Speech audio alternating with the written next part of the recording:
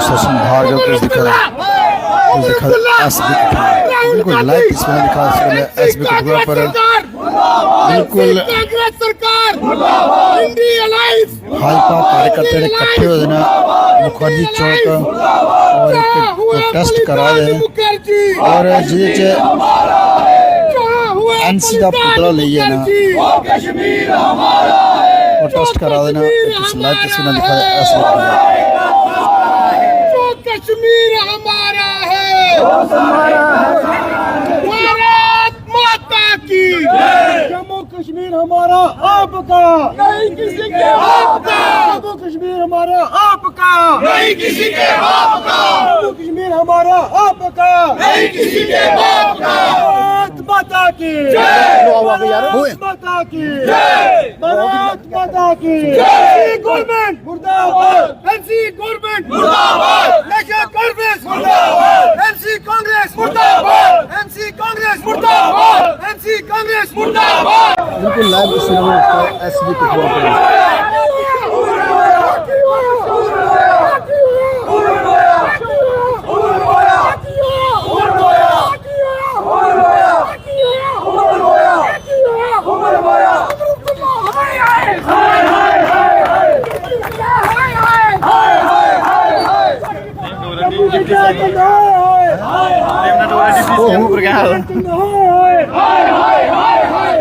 के सभी कार्यकर्ताओं द्वारा पूरे जम्मू कश्मीर में एनसी कांग्रेस के खिलाफ प्रोटेस्ट किया जा रहा है। वो चाहती है कि जिस प्रकार से 2014 से पहले जम्मू कश्मीर में गोलियां चलती थी, लोगों को पत्थर के लिए उकसाया जाता था, फिर उस प्रकार का माहौल जम्मू कश्मीर में बने, क्योंकि भारतीय जनता पार्टी ने, देश के प्रधानमंत्री ने, देश के गृह मंत्री ने 370 को निरस्त किया और जो कानून भारत में लागू हुआ करते थे वो जम्मू कश्मीर में लागू हुए, जम्मू कश्मीर की बहनों को अधिकार मिले। लेकिन एनसी कांग्रेस जो चुनाव के समय उन्होंने वायदे किए 12 सिलेंडर देंगे, पानी देंगे, 200 यूनिट बिजली के फ्री देंगे, अब उनको लगता है कि हम देने में असमर्थ हैं, वो लोगों का ध्यान भटकाने में लगी हुई है। 370 का मुद्दा वो विधानसभा में लेकर आई है। वो समझ चुके हैं कि हम लोगों के वायदे पूरे नहीं कर सकते, इसलिए वो कश्मीर की जनता को मूर्ख बनाने में लगी हुई है। कश्मीर की जनता को तो मूर्ख बना रहे हैं जम्मू के जयचंद, जिन लोगों ने जम्मू की नुमाइंदगी के लिए उनको वोट दिया, चाहे वो किसी भी पार्टी से थे, चाहे वो आजाद थे, लेकिन वो भी कश्मीर जाके उन पाकिस्तानी सोच वालों के साथ खड़े हो गए हैं। हम इनकी सोच को जो 370 को वापस लाना चाहते हैं, हम उसका कड़ा विरोध करते हैं और जो बदसलूकी हमारे विधायकों के साथ हुई, उनके हाथ टूट गए, उनके हाथों को चोटें आई, हम इसका कड़ा विरोध करते हैं।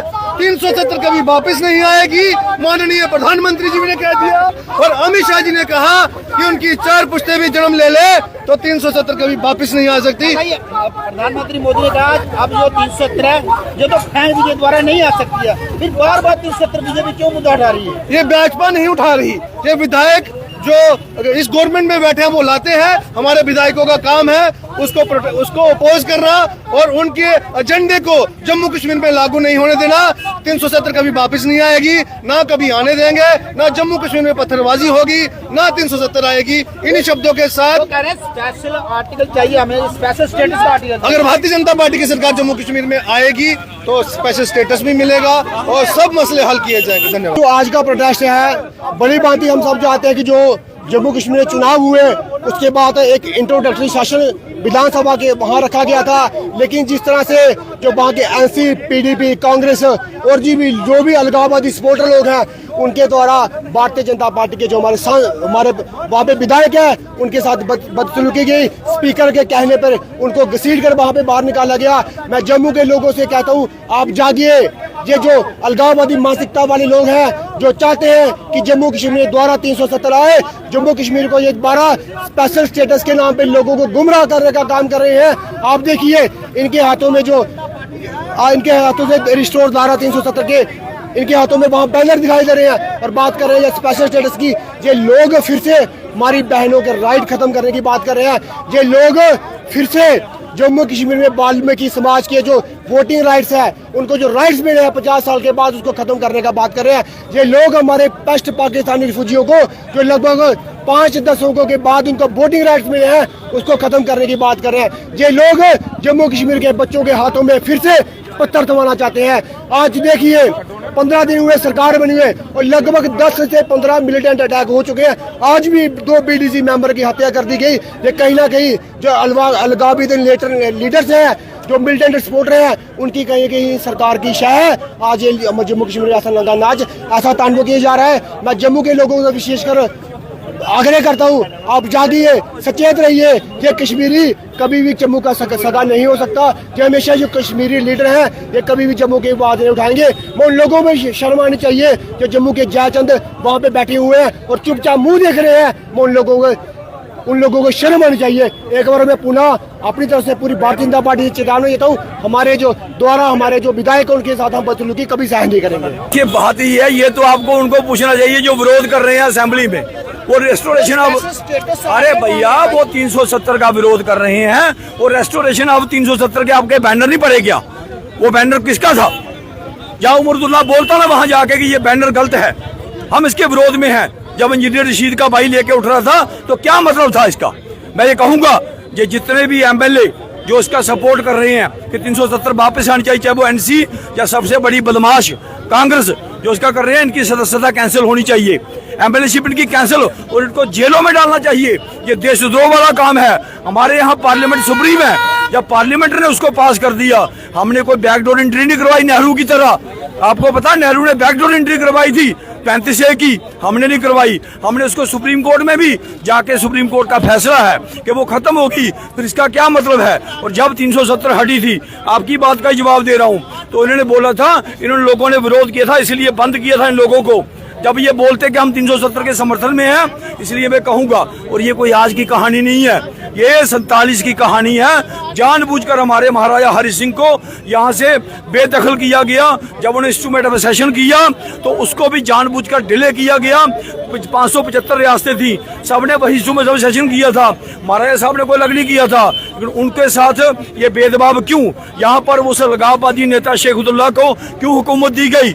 उसके बाद मैं बताऊंगा 1951 में है, जब शेख अब्दुल्ला 46 में 1946 में जब शेख अब्दुल्ला ने बोला कि हिंदुओं को कश्मीर से बाहर निकालो, तो उसी शेख अब्दुल्ला को छुड़ाने के लिए ये नेहरू आया था।